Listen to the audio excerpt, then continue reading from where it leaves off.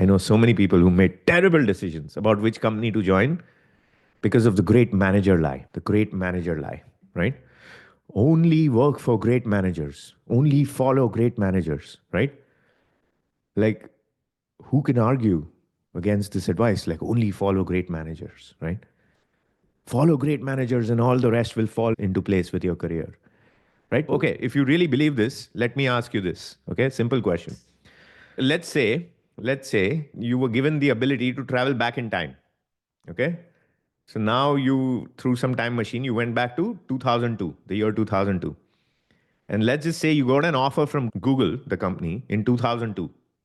Back when they did not have many managers. In fact, Larry Page famously fired all the managers at Google at some point, early Google. Okay? So let's say now you have an offer from Google in 2002 and they don't have that many great managers or any really, right? They don't have a management structure. So are you going to accept the offer? Or let's say instead of 2002, you landed in 2008. And now you got an offer from Facebook, again, when they did not have an elaborate management setup.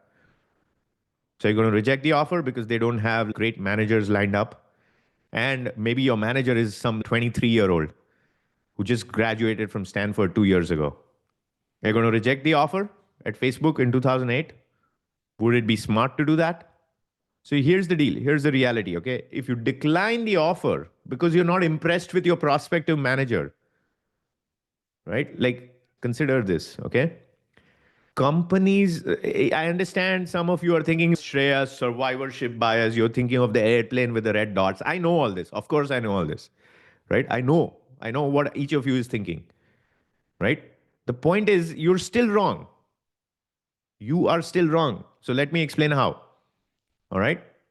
When a company is scaling, when a company is going through that fast growth phase, which is often the time people lament that, oh, I wish I'd joined Stripe in 2017. I wish I'd joined Uber in 2012. I wish I'd joined Facebook in 2008. I wish I'd joined, I don't know, OpenAI in 2020, right? I wish I'd joined Anthropic in 2020, right? Like all of that stuff, right? Google in 2001, right? Microsoft in 1991, right? Here's the deal. Whenever a company is scaling really fast, they do not have a great bench of managers like IBM does. They do not have management training programs that explain to people this is how you empathetically do one-on-ones and all that stuff. Right? So my question is simple. What are you going to do? Are you going to chase great companies or are you going to chase great managers? Are you going to chase great companies or are you going to chase great managers? And if you say, no, Shreyas, I still understand, I'll chase a great manager. Let me ask you this. Let's say you join a company because great manager. Now a reorg happens. And now this person is no longer your manager 6 months now down the road. What are you going to do now? What will you do now? Are you telling me reorgs don't happen? How often do reorgs happen in companies? What's been your experience? You know this reality. It doesn't take a genius to know that reorgs happen all the time. How come you forgot that when you were making that decision to pick the offer because you think the manager is really great and the other manager is 25 years old and you cannot bear to report to somebody who's younger than you? I know many otherwise brilliant people who've lost millions of dollars in potential equity appreciation because they could not bear to work for somebody who was like 5 years younger than them. This is truth. Okay. So here's what I need you to understand. So stop with all the survivorship bias nonsense. Great managers are actually a lagging indicator of a company's success. They are not a leading indicator of a company's success. So if you optimize for great managers because that's what you saw in some tweet that got 10,000 likes, you are going to make some really horrible decisions around which companies to join. One of the other things to understand at this point is how do major career inflections happen? Right? So major career inflections in anybody's career happen usually because of these four reasons. One of these four reasons. Either it's a career change, you went from engineering to product management, you joined a new company that was a rocket ship, you got some new responsibility, maybe after a reorg, or in some very rare cases, it's because you got a transformational manager, some new manager who was transformational. Okay, and this last one is very rare. Okay. For me, the reason I grew at Google was new responsibility, right? Because when some PMs left, I got responsibility for some key areas of the product because I was doing well. And that's what helped me grow my influence. Okay. So let's talk a little bit more about this kind of new opportunities and new responsibility. So it's really important to understand that you cannot predict all the internal opportunities that come up. But if you're in a mid-sized to large company, like a large company, you can predict that they will definitely come up because people are leaving all the time. Reorgs are happening all the time, right? Even if you're in a small company, but the company is growing, then again, they'll definitely come up, right? So what I want you to understand is that there is never an ideal time to take on a new opportunity. Okay, because anytime you will have excuses, which is like, oh, I need to launch this thing, I just need to finish this thing, etc. So the timing is never going to be ideal, right? But what I want you to do is to still make as legitimate an attempt as you can to consider if taking on this new responsibility is the right answer for you. Which brings me to this, right? Which is when you are choosing a new role within your company or doing an internal transfer, and you are thinking about how this move will impact your future recognition at the company and your future growth at the company, the two main things that should matter are the priority of the product project initiative and who your manager is going to be in that new role. That's it. Everything else takes a backseat to these two factors. All right. So now the first one is straightforward. The second one is where things get interesting. Right? Remember earlier I said you shouldn't worry about the great manager stuff when you're joining a company and say it's a tier one company that's growing really fast. Don't worry about the great manager stuff. But now I'm saying that the manager matters a lot, right? This might seem like a contradiction. Most people will see this as a contradiction of what I said earlier. But you see, if we want to make better decisions than most people, if we want to think more clearly than most people, our thinking needs to be a lot more nuanced than just the fortune cookie advice of like find great managers. Okay? So let me break this down with a framework to resolve this apparent contradiction. All right?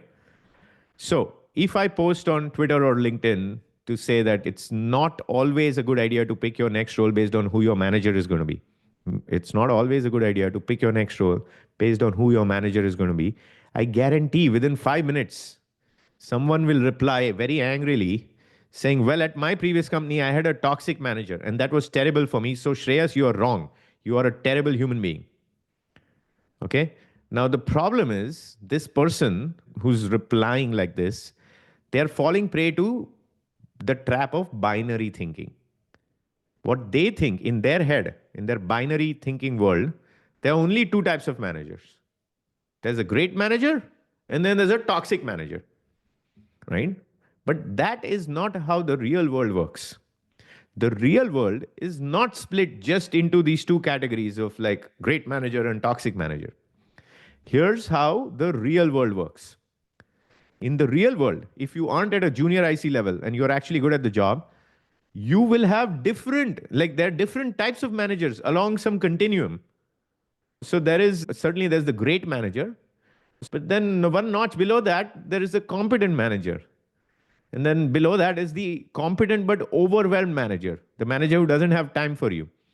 Then there's the hit or miss manager, the manager who's generally good but sometimes will not be that present. Then there's the completely absentee manager, right? Like they're just not around at all.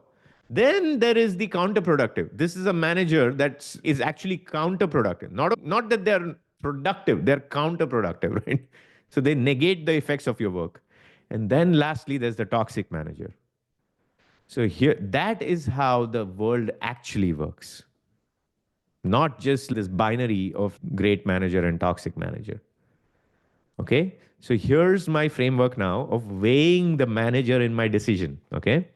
When I am joining a new company and assume I'm targeting tier one, tier two fast growth companies, and I'm a seasoned PM. When I'm joining a new company under those conditions, I will be very forgiving in terms of the range of possible manager types that I'll be fine to report to. Yeah, of course, I don't want to work for a toxic manager. We've already established that. And I probably want to avoid the counterproductive manager. But actually, if I'm joining a fast growth tier one company, it's very likely that my manager is capable, but they're absentee. They don't have time for one on ones with me every week. It's okay. That's why they've hired me. This happened at Stripe, right? The manager I reported to initially did not have that much time. She was managing many different teams, right? But that's why she hired me, somebody with a lot of experience. So I can't sit there and complain, oh, my manager doesn't do 1 hour one on ones with me and doesn't sit down with me and say, Shreyas, tell me about all your problems so you can solve it. I am advanced in my career at this point. I don't need that kind of hands on management. And I have to trust that my manager is working on what are the right things for the company, the best things that they should be working on for the company. So I'm okay with an absentee manager when I'm joining a new company. So this is my framework when I'm joining a new company. I'm okay with this range of managers. But when the company is fixed and I'm looking to change teams within the company, I'm much more selective about what kind of manager I'll pick if I'm switching teams, right? Because once I've decided I'm going to stay at the company for the next 3 years, 5 years, whatever, now I'm going to be very selective about the manager. So this approach is much more nuanced than any kind of fortune cookie advice about following great managers, right? So, and I hope this is useful. Okay. So now I know at this point, some of you are wondering, like, but how can I evaluate a prospective manager? How can I evaluate what they are? Here are my core criteria for choosing or evaluating a manager.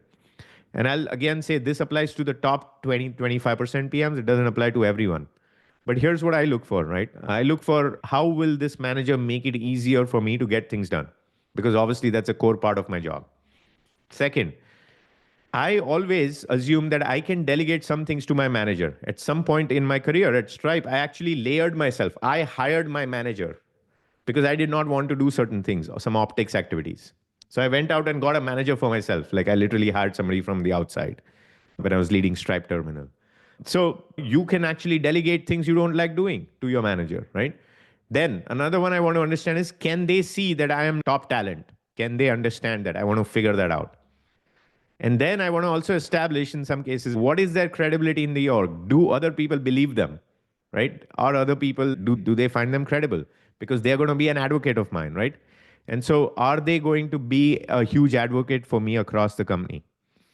Right? So these are my criteria basically. Okay.